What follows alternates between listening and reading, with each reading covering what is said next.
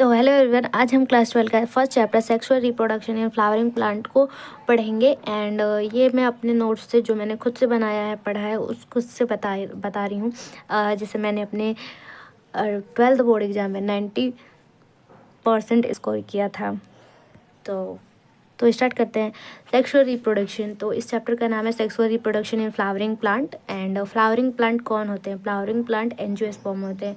हमें जब biological classification हुआ था उसमें बताया गया था कि जो प्लांट है उनको डिवाइड किया गया था, जिसमें फर्स्ट आता है एल्गी, दूसरा आता है फंजाई, फिर उसके बाद आता है ब्रायोफाइट्स के बाद आते हैं टेरिडोफाइट के बाद आते हैं जिम्नोस्पर्म और जिम्नोस्पर्म के बाद एंजियोस्पर्म। तो एंजियोस्पर्म जो होते हैं वो फ्लावरिंग प्लांट होते हैं। फ्लावरिंग प्लांट को ही एंजियोस्पर्म कहते हैं। तो फर्स्ट जो पॉइंट है सेक्सुअल रिप्रोडक्शन होता क्या है? तो सेक्सुअल रिप्रोडक्शन, इसमें क्या होता है कि फ्यूज़न होता है दो गैमेट्स का, मेल और फीमेल गैमेट्स का जब फ्यूज़न होता है, और उस प्रोसेस को हम फर्टिलाइजेशन कहते हैं, और इसी को हम सेक्सुअल रिप्रोडक्शन कहते हैं, जब दो मेल एंड फीमेल गैमेट का जब फ्यूजन होता है।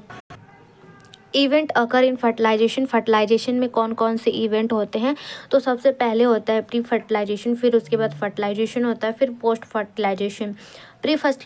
प्री फर्टिलाइजेशन में क्या होता है? तो उसमें क्या होता है कि पहले गैमेट का फॉर्मेशन होता है, जिसको गैमेटोजेनेसिस कहते हैं। जैसे पहले मेल गैमेट्स बनता है, फिर फीमेल गैमेट्स बनता है, तो उसी को हम क्या कहते हैं? फॉर्मेशन ऑफ गैमेट, जिसको गैमेटोजेनेसिस कहते हैं। गैमेटोजेनेसिस कोई पूछता है तो ये होता है कि formation of gametes, if male gamete form and female gamete form.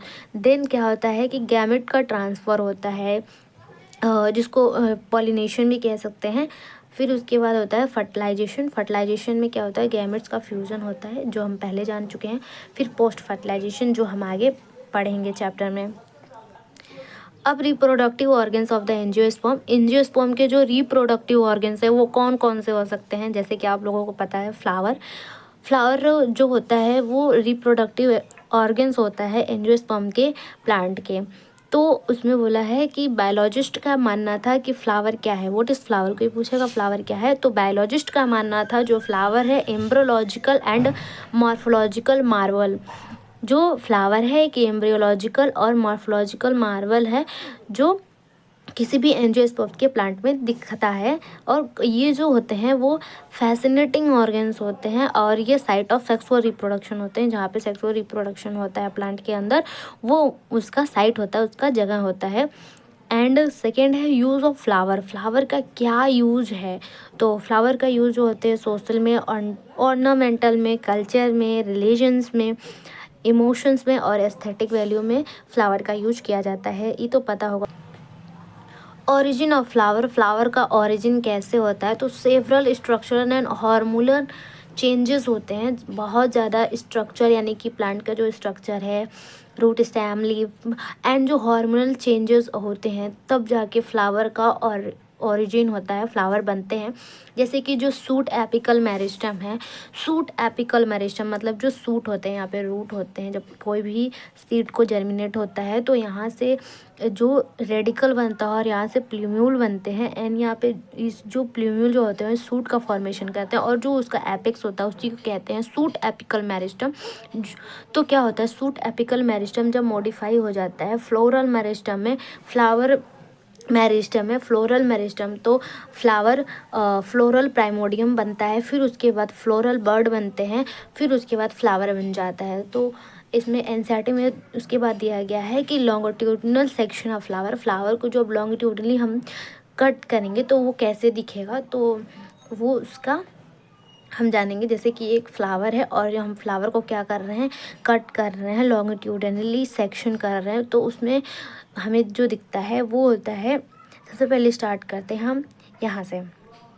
ये जो होता है पेडेंशियल होता है। पेडेंशियल मतलब यहाँ से जो फ्लावर का जो स्टार्टिंग होती है, फ्लावर का जो फॉर्मेशन की स्टार्टिंग होती है, फ्लोरल एक्सिस होता है, जहाँ पे स्टेम और ब्रांच बनना स्टार्ट हो जाती है, स्टेम और ब्रांच, जिसको पेडेंशियल कहते हैं। फिर उसके बाद फॉर्मेशन होता है स्टाल्क का, जिसको पेडिक्शल भी कहते हैं। फिर उसके बाद बनता है सेपल्स, सॉरी, उसके बाद बनता है थैलेमस। थैलेमस जो उसको रिसेप्टर भी कहते हैं। एंड सेकेंड तब हम जानेंगे फिर सेपल्स, फिर उसके बाद पेटल्स, फिर उसके बाद ओवरी, फिर उसके बाद स्टिग्मा, फिर स्टाइल, इस सब के बारे में पढ़ेंगे। फिलामेंट जो ये जो होता है मेल पार्ट है, और जिसमें से ये जो है वो एंथर है और ये फिलामेंट है। इसको हम आगे जानेंगे अच्छे से। तो सेकंड है, अब है फ्लोरल वॉल। फ्लोरल वॉल किससे फ्लावर मिलके बना है, वो क्या क्या चीज़ें हैं जिससे फ्लावर बना है, क्या सेपल्स है, पेटल्स है, गाइनोसियम है, एंड्रोसियम, इन सब से मिलके जो फ्लावर बना है उसी को कहते हैं फ्लोरल वॉल। तो फ्लोरल वॉल 4 होते हैं, कैलिक्स, कोरोला, एंड्रोसियम, गाइनोसियम। तो कैलिक्स जो होते हैं उसको सेपल्स कहते हैं, कोरोला को पेटल्स कहते हैं, एंड्रोसियम को स्टेमन और गाइनोसियम को पिस्टिल और कार्पिल कहते हैं। तो एक पेटल्स कहते हैं। तो ये जो होते हैं एक्सेसरी ऑल्स होते हैं, मतलब कि ये जो ओल होते हैं वो एक्सेसरी होते हैं, नॉन इसेंशियल होते हैं, नॉन इसेंशियल ओल होते हैं, मतलब कि ये फ्लावर में एक्सेसरी होते हैं।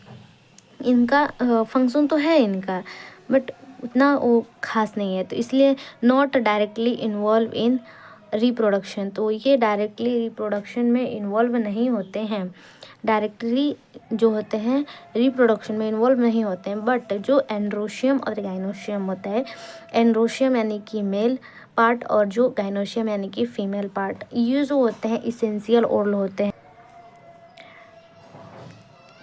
डायरेक्टली इन्वॉल्व इन रिप्रोडक्शन, जो रिप्रोडक्शन में डायरेक्टली इन्वॉल्व होते हैं। एंड सबसे पहले हम जानेंगे एंड्रोशियम। एंड्रोशियम क्या होता है, तो एंड्रोशियम जाहिर सी बात है मेल पार्ट को कहते हैं। तो वॉल ऑफ स्टेमन जिसको हम कहते हैं मेल पार्ट का जो हिस्सा होता है, स्टेमन में 2 पार्ट होते हैं, एक होता है एंथर एंड एक होता है फिलामेंट। तो इसको रिप्रेजेंट करते हैं मेल। जैसे कि हमने जाना एंड्रोशियम में 2 पार्ट होते हैं, जैसे कि एंथर एंड फिलामेंट। तो हम एंथर के बारे में जानेंगे, एंथर क्या होता है। तो एंथर एक फर्टाइल पार्ट होता है जहाँ से मेल गैमेट्स का फॉर्मेशन होता है, और ये एंथर के जस्ट पास जो एंड होता है उसको डिस्टल एंड कहते हैं, जहाँ से एंथर अटैच होता है। एंड प्रॉक्सिमल एंड उसे कहते हैं जो थैलेमस से अटैच होता है, थैलेमस के पास होता है, और वहाँ से जो हमारा एंड्रोशियम होता है वो थैलेमस से अटैच होता है। अब आप ऐसे भी कह सकते हैं जो डिस्टल एंड होता है वो थैलेमस से दूर होता है, और जो प्रॉक्सिमल एंड होता है वो थैलेमस के पास होता है। और आप जानेंगे फिलामेंट। फिलामेंट जो होते हैं स्टेराइल पार्ट होते हैं और ये इनफर्टाइल पार्ट होते हैं।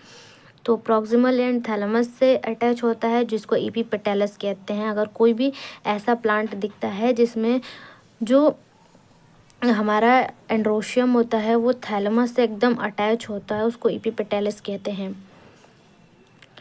अब एंथर क्या होते हैं, एंथर जो होता है वो टू लोब्ड होता है, मतलब बाई लोब्ड होता है। तो एंथर में जो 2 लोब होते हैं उसको वो हम क्रॉस सेक्शन मतलब काट देते हैं लॉन्गिट्यूडनली। हम इसको जब कट करते हैं तो उसमें दिखाई देता है लॉन्गिट्यूडनल ग्रूव। ये जो होता है ये लॉन्गिट्यूडनल ग्रूव होते हैं, और ये जो होते हैं 4 साइड्स होते हैं टेट्राहेड्रल स्ट्रक्चर। मुझे एंथर का स्ट्रक्चर जो होता है टेट्राहेड्रल दिखाई देता है, जिसमें थीका जो होता है इसके अंदर माइक्रोस्पोरेंजिया प्रेजेंट होता है। माइक्रोस्पोरेंजिया थीका के अंदर माइक्रोस्पोरेंजिया होता है। माइक्रोस्पोरेंजिया मैच्योर होके पोलन सेक बना लेते हैं। एंड फिर उसके अंदर होते हैं माइक्रोस्पोर। जो माइक्रोस्पोर जो होते हैं ना वो मैच्योर होकर पोलन ग्रेन्स बनाते हैं। यानी कि जो माइक्रोस्पोरेंजिया होता है, माइक्रोस्पोरेंजिया एक थैली है, एक बैग लाइक स्ट्रक्चर है जिसके अंदर माइक्रोस्पोर पाए जाते हैं, और ये जो माइक्रोस्पोरेंजिया है वो मैच्योर होकर पोलन सेक बना लेता है। जो माइक्रोस्पोर होता है वो मैच्योर होकर पोलन ग्रेन्स बना लेते हैं। Sperm anther, typical angiosperm anther जो होते हैं, आमतौर पे जो एंजियोस्पर्म के जो एंथर होते हैं वो बाइलोब्ड होते हैं, यानी कि 2 लोब होते हैं, एक लोब ये और एक लोब ये। और ये डाइथिकस होते हैं, यानी कि एक लोब में 2 थीका होते हैं, एक लोब में 2 थीका होते हैं। एंड टेट्रास्पोरेंजिएट होते हैं, मतलब जो स्पोरेंजियम होता है या स्पोरेंजिया होता है वो 4 होता है, और जो 4 माइक्रोस्पोरेंजिया होते हैं वो कॉर्नर पे प्रेजेंट होते हैं, एट अ कॉर्नर, जैसे कि ये कॉर्नर पे प्रेजेंट होते हैं। एनसीईआरटी में क्वेश्चन है, लिस्ट कीजिए ornamental value that are commonly cultivated at. कौन सा ऐसा फ्लावर है जिसका ऑर्नामेंटल वैल्यू के लिए कल्टिवेट किया जाता है? तो रोज, सनफ्लावर, मैरीगोल्ड, चाइना रोज, ऐसे जो फ्लावर्स हैं और इनका यूज़ किया जाता है ऑर्नामेंटल वैल्यू के लिए। तो और सारे भी फ्लावर्स हैं जिसका आप नाम लिख सकते हैं। Development of anther. Development of anther यानी कि एंथर कैसे बनता है, कैसा उसका डेवलपमेंट होता है। तो सबसे पहले जो होते हैं ये हैं एंथर। एंथर का जो आउटर कवरिंग है उसको कहते हैं एपिडर्मिस। एपिडर्मिस के अंदर मेरिस्टेमेटिक है, जो इसमें जो ये आर्के स्पोरियल सेल हैं, आर्के स्पोरियल सेल हैं। फिर जाके ये इसमें ये जो आर्के स्पोरियल, प्राइमरी आर्के स्पोरियल सेल हैं, फिर इसके अंदर भी प्राइमरी स्पोरेंजियस सेल होते हैं। तो जो आर्के स्पोरियल सेल होते हैं वो डिवाइड करके प्राइमरी पेराइटल सेल बना लेते हैं। जैसे जो ये आर्के स्पोरियल सेल हैं ये डिवाइड हो जाते हैं और फिर प्राइमरी पेराइटल सेल बनाते हैं एंड प्राइमरी स्पोरेंजियस सेल बनाते हैं। ये डिवाइड करके बनाते हैं। जो प्राइमरी पेराइटल सेल होते हैं फिर डिवाइड करके एंथर का वॉल बनाते हैं। नेक्स्ट टॉपिक है एंथर। एंथर का वॉल मतलब कि एंथर कितने लेयर से मिलके बना हुआ है। तो एंथर का जो पहला लेयर है वो है एपिडर्मिस, दूसरा है एंडोथेशियम, तीसरा है मिडल लेयर और चौथा है टैपेटम। जो ये तीनों वॉल होते हैं, जो एंथर के ये तीनों वॉल यानी कि तीनों लेयर्स होते हैं जिसके अंदर हमारा माइक्रोस्पोर होता है। तो ये जो वॉल होते हैं ये प्रोटेक्शन प्रोवाइड करते हैं एंड डेहिसेंस में मदद करते हैं, यानी कि जो हमारा पोलेंस ग्रेन्स है यहाँ से निकल जाए इसमें भी मदद करते हैं। डेहिसेंस हो जाते हैं इसमें और ये रप्चर होते हैं, फिर उसके बाद हमारे पोलेंस ग्रेन्स निकलते हैं। तो ये इनमें भी मदद करते हैं और प्रोटेक्शन प्रोवाइड करते हैं जिससे हमारा जो पोलेंस ग्रेन्स होता है वो सुरक्षित रहे। तो ये है पूरा स्ट्रक्चर जिसमें ये आउटर लेयर एपिडर्मिस, फिर उसके बाद है एंडोथेशियम, एंडोथेशियम के बाद मिडल लेयर, मिडल लेयर के बाद होता है टैपेटम। अब एपिडर्मिस क्या होते हैं? एपिडर्मिस आउटर लेयर है, जाहिर सी बात है आपने देखा है। सिंगल लेयर्ड होते हैं, मतलब एक लेयर होता है एपिडर्मिस का, बस एक ही लेयर होता है। एंड जो प्रोवाइड प्रोटेक्शन, इनका फंक्शन यही है कि ये प्रोवाइड प्रोटेक्शन प्रोवाइड करते हैं, सुरक्षित रखते हैं। एंडोथेशियम, एंडोथेशियम जो होता है सेकेंड लेयर होता है और ये जस्ट एपिडर्मिस के नीचे होता है। ये रहा हमारा एपिडर्मिस, एपिडर्मिस के नीचे हमारा आ जाएगा एंडोथेशियम। एंडोथेशियम भी सिंगल लेयर्ड होता है, मतलब एक ही लेयर होते हैं, इसका भी एक ही परत होता है। और ये क्या करते हैं? ये हाइड्रोस्कोपिक होते हैं। हाइड्रोस्कोपिक का मतलब ये हो गया, ये वाटर को एब्जॉर्ब करते हैं और मॉइस्चर और वाटर को एब्जॉर्ब कर लेते हैं, सोख लेते हैं, यानी कि सोख लेते हैं। जो वाटर एंड मॉइस्चर है, नमी जो होती है उसके अंदर, उसको एब्जॉर्ब कर लेते हैं। और ये जो होते हैं तो present of fibrous thickening, fibrous thickening के वजह से जो ये जो होते हैं अल्फ़ा सेलुलोज और सेलुलोज का बना होता है। कौन? अल्फ़ा सेलुलोज और सेलुलोज का बना होता है एंडोथेशियम। और ये इसलिए हाइड्रोस्कोपिक होते हैं कि वाटर को और मॉइस्चर को एब्जॉर्ब करते हैं एंड ये हेल्प करते हैं डाइजेशन ऑफ एंथर, एंथर के डाइजेशन में मदद करते हैं।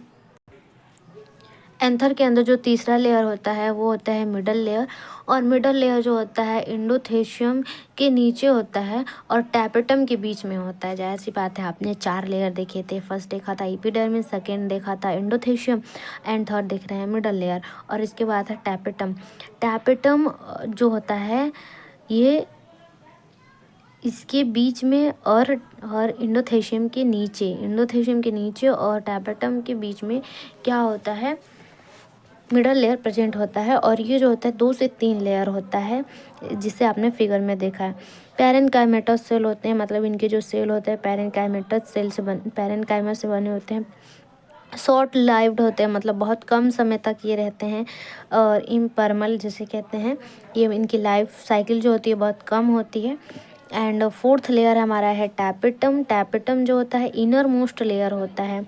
इनर मोस्ट लेयर कहने का मतलब यही है कि ये सबसे लास्ट लेयर है और सबसे अंदर है, जिसके बाद स्पोरेंजियम आता है, माइक्रोस्पोरेंजिया आ जाती है। तो फिर होता है टैपेटम। टैपेटम जो होते हैं इनर मोस्ट लेयर होते हैं एंथर का। मेन न्यूट्रिटिव लेयर होता है। न्यूट्रिटिव मतलब न्यूट्रिशन वाला लेयर होता है, इसमें सबसे ज़्यादा न्यूट्रिशन होता है, जो न्यूट्रिशन प्रोवाइड करता है growing the pollens grains. Pollens grains को ग्रो करने के लिए, बढ़ने के लिए उनको क्या करता है, उनको न्यूट्रिशन प्रोवाइड करता है। रिलीज हार्मोन्स रिलीज करता है, एंजाइम रिलीज करता है, पॉलन किट्स रिलीज करता है, एंड फॉर्मेशन ऑफ एग्जाइन को बनाने में मदद करता है। पोलन किट क्या होता है? पोलन किट जो होते हैं येलो स्टिकी लेयर होते हैं पोलेंस ग्रेन्स का, जो टैपेटम बनाता है। जैसे कि आप गुड़हल के फूल में देखते हो हिबिस्कस में, तो हिबिस्कस में जो हमारा एंथर होता है, एंथर के ऊपर जो पोलेंस ग्रेन्स बनते हैं एलोइस, उसी को स्टिकी एलोइस लेयर होते हैं, तो हम पोलेंस ग्रेन्स कहते हैं। तो इसमें पूछा है, एक क्वेश्चन है, डिफरेंस बिटवीन यंग एंथर और मैच्योर एंथर में क्या फ़र्क है?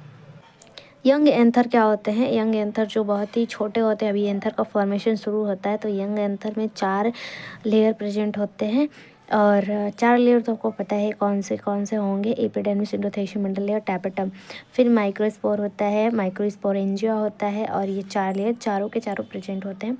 और मैच्योर एंथर में क्या होता है कि 2 लेयर प्रेजेंट होते हैं, और 2 लेयर वो होते हैं एपिडर्मिस और एंडोथेलियम, ये दोनों लेयर होते हैं जो बचे हुए होते हैं। पॉलेंस ग्रेन्स होते हैं, जो माइक्रोस्पोर होते हैं ना, वो पॉलेंस ग्रेन बना देते हैं, जो माइक्रोस्पोरेंजिया होती है वो पॉलेन सेक बना देते हैं, और बाकी ये दोनों लेयर प्रेजेंट होते हैं, और मिडिल लेयर टैपेटम एब्सेंट हो। माइक्रोस्पोरोजेनेसिस क्या होता है? तो माइक्रोस्पोरोजेनेसिस क्या होता है ये जानने के लिए चैनल को सब्सक्राइब करें। तो माइक्रोस्पोरोजेनेसिस क्या होता है कि process of the formation of microspore from microspore mother cell, यानी कि माइक्रोस्पोर मदर सेल जो होते हैं उससे जो माइक्रोस्पोर बनते हैं ना, उसको ही माइक्रोस्पोरोजेनेसिस कहते हैं। और इसको माइक्रोस्पोर मदर सेल अपी pollen mother cell by meiosis से जब बनते हैं। जब हमने एंथर का स्ट्रक्चर देखा था तो उसमें जो माइक्रोस्पोरेंजिया होता है, एक माइक्रोस्पोरेंजिया, उसके अंदर स्पोरेजिनस टिश्यू होता है, और जो इसमें माइक्रोस्पोर मदर सेल होते हैं, यानी पोलेंस मदर सेल जो होते हैं, जब उसका एक बार मियोसिस होता है तो जो ये 2n होते हैं, मतलब कि डिप्लॉयड होते हैं। मियोसिस फर्स्ट होता है तो उसमें डाइयाड बनते हैं, मतलब कि 2n हो जाते हैं, मतलब कि जो माइक्रोस्पोर मदर सेल होते हैं वो 2n से n हो जाते हैं, यानी कि हैप्लॉइड हो जाते हैं, 2 अलग अलग माइक्रोस्पोर बन जाते हैं। फिर उसके बाद जब मियोसिस सेकेंड होता है तो फिर 4 अलग अलग जो होते हैं माइक्रोस्पोर बन जाते हैं, जिसको टेट्राड कहते हैं। तो फिर उसके बाद तो ये डिहाइड्रेट हो जाता है, मतलब ये जो सेल्यूलोज का लेयर होता है वो हट जाता है। फिर उसके बाद क्या हो जाते हैं कि 4 जो होते हैं पोलेंस ग्रेन्स बन जाते हैं। तो वही यहाँ पे लिखा गया है कि जब एंथर मैच्योर हो जाता है, डिहाइड्रेट हो जाता है, तो जो माइक्रोस्पोर, डिहाइड्रेट मतलब वाटर रिमूव हो जाता है, तो फिर क्या हो जाता है कि जो माइक्रोस्पोर होते हैं वो डिसोसिएट हो जाते हैं, मतलब अलग अलग हो जाते हैं, और ईच अदर एक दूसरे से अलग अलग होकर पोलेंस ग्रेन्स बना लेते हैं। Thank you for watching. और हम अगले चैप्टर में पोलेंस ग्रेन्स से स्टार्ट करेंगे और जानेंगे पोलेंस ग्रेन्स क्या होता है, फिर पोलेंस वैलिडिटी, जो स्पोरोपोलिनिन क्या होता है, पोलेंस का वॉल क्या होता है, ये सारी बहुत सारी इंपॉर्टेंट चीज़ें जिससे बोर्ड एग्जाम में क्वेश्चन पूछे जाते हैं और मिलते हैं। Thank you.